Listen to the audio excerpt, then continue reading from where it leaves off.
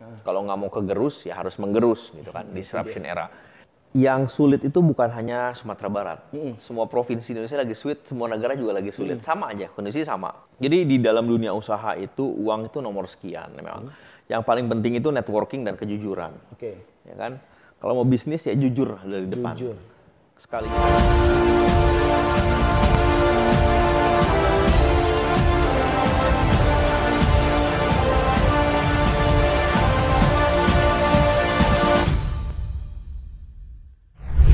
Kita masih bicara milenial nih udah.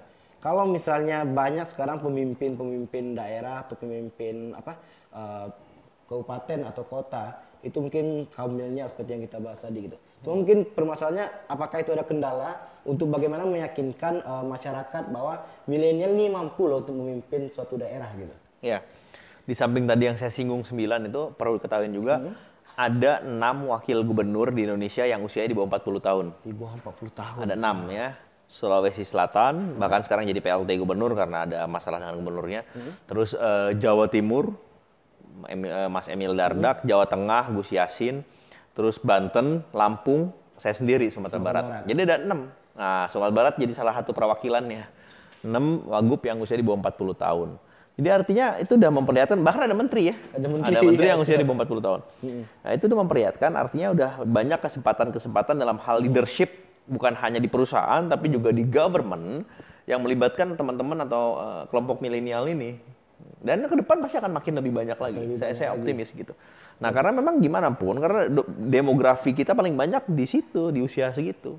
Dan mungkin lagi di umur yang memang sedang tinggi-tingginya untuk melakukan banyak hal, untuk berbuat banyak hal untuk kemajuan daerah dan negara pastinya gitu. Betul. Dan memang untuk kaum milenial sendiri, buat sahabat inspiratif, kita pengen mencontoh nih sosok Uda Wagub kita yang memang masih berumur di bawah 40 tahun tapi udah dipercaya oleh masyarakat Sumatera Barat menjadi wakil gubernur itu tadi. Nah itu mungkin yang memang poinnya untuk bisa kita tiru selaku generasi milenial dan mungkin untuknya kedepannya lebih baik lagi dan lebih baik lagi. Untuk bicara masalah politisi, nah sebelumnya mungkin dengan background yang tidak dari politisi mungkin ya. Udah Wagub mungkin tadi udah cerita meyakinkan diri, tapi bagaimana untuk 5 tahun ke depan? Apa yang harus dilakukan? Baik itu untuk kaum milenial yang bisa menginspirasi atau untuk masyarakat umum Sumatera Barat pada umumnya.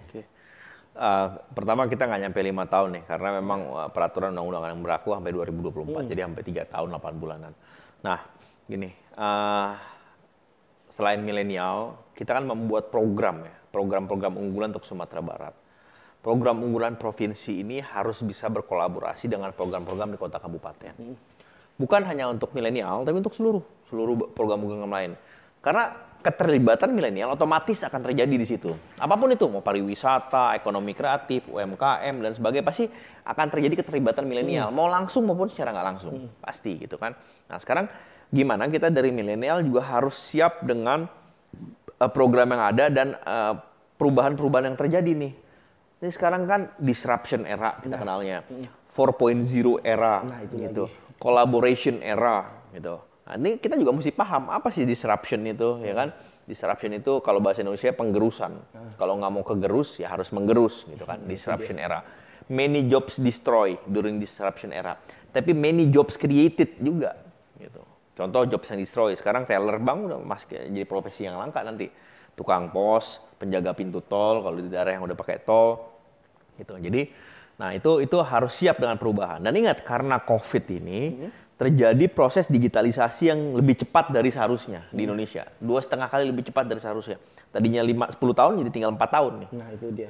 Nah ini anak muda, anak milenial, anak generasi Z harus memang standby dan siap akan perubahan itu. Tentunya ke arah yang positif. Gitu.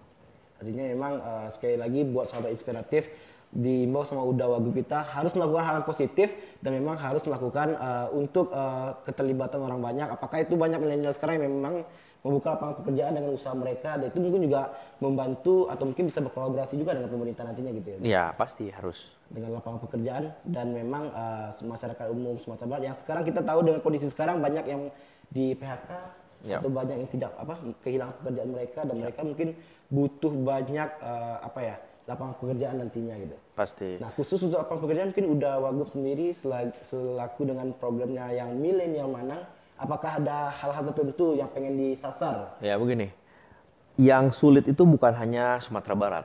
Semua provinsi Indonesia lagi sulit, semua negara juga lagi sulit. Sama aja, kondisi sama. PHK, pertumbuhan ekonomi minus, semuanya sama.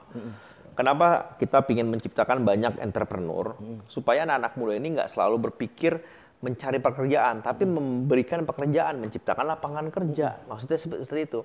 Karena kalau entrepreneur bisa gerak, ekonomi akan bertumbuh. Ingat tadi saya bilang minimal 3% dari jumlah penduduk itu pengusaha itu ekonomi bisa lebih baik. Ya kan? Itu sebelum Covid. Mungkin kalau setelah Covid bisa harus lebih tinggi. Malaysia punya 5%, Thailand punya 7% pengusaha, Singapura punya 9%. Amerika 12%, China 14% penduduknya pengusaha. Indonesia masih di angka 2,5%-an, mungkin 2%-an, 2-2,5%-an. Nah, jadi maksud kami membuat program ini memang memacu atau ngasih trigger, ya kan? Kan pemerintah ini fungsinya stimulus saja. Bukan orang yang bakal ngasih modal, bukan. Karena pemerintah itu bukan institusi keuangan, iya, tapi membukakan jalan, terus memagerin dengan yang namanya kebijakan, dengan namanya peraturan, dengan namanya program. Nah, lalu mengajak kerjasama dengan berbagai stakeholders, baik itu dari pendidikan, baik itu dari organisasi kewirausahaan, baik itu dari pengusaha sendiri, kementerian, dan sebagainya gitu. Artinya memang semuanya harus bergerak, tidak hanya menunggu dari action dari pemerintah, tapi ya, harus masyarakat umum, khususnya mungkin milenial yang mungkin lagi mencari inspirasi sosok, ya mungkin udah Wagub kita ini mungkin bisa patut kita contoh ya untuk bisa melangkah lagi lebih baik, apalagi di umur di bawah 40 tahun sudah diamanahi untuk menjadi seorang wakil gubernur di daerah Sumatera Barat. Dan itu luar biasa sekali menurut saya ya.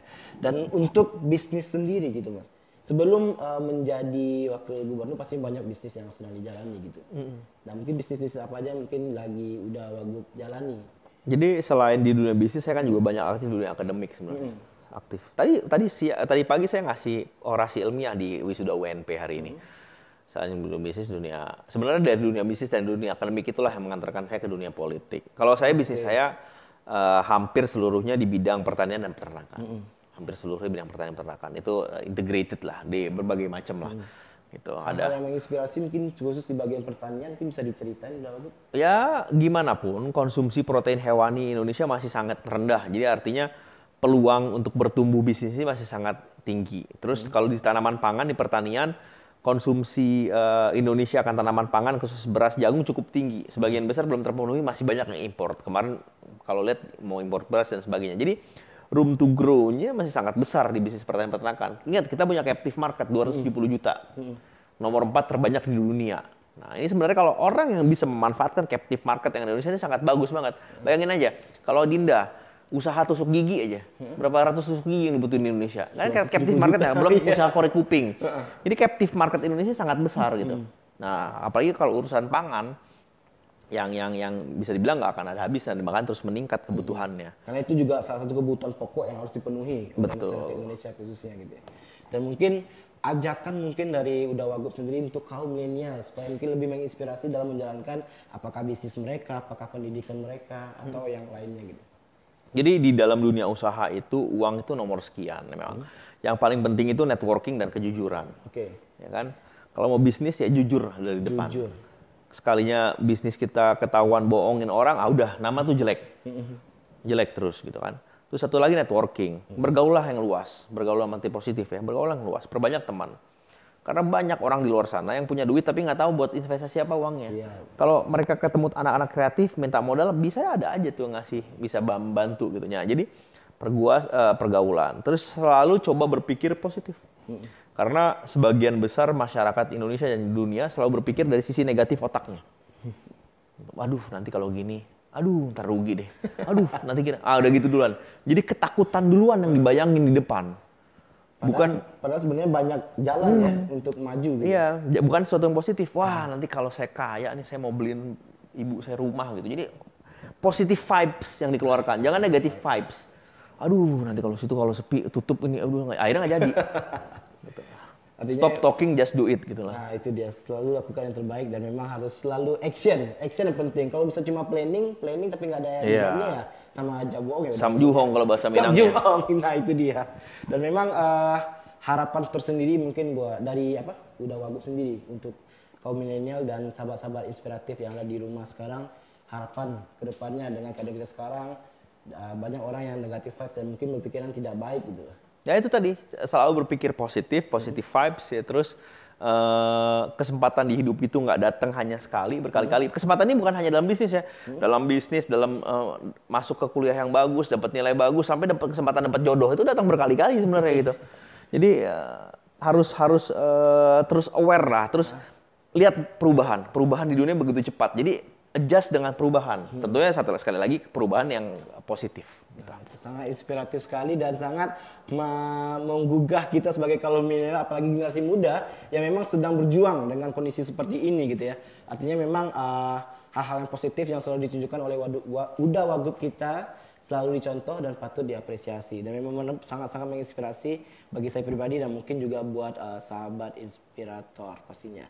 So sudah banyak sekali bersama kita di waktu yang singkat ini, kita sangat-sangat mendapatkan pelajaran yang memang luar biasa sekali. Sebelum saya closing, mungkin saya pengen tutup dengan satu pantun, nan kuriak kundi, nan merah sago, nan baik budi, nan indah baso. Semua tergantung dengan kejujuran dan network kita untuk bisa lebih maju dan lebih maju lagi. Terima kasih untuk sudah meluangkan waktu. Assalamualaikum warahmatullahi wabarakatuh dan selamat siang.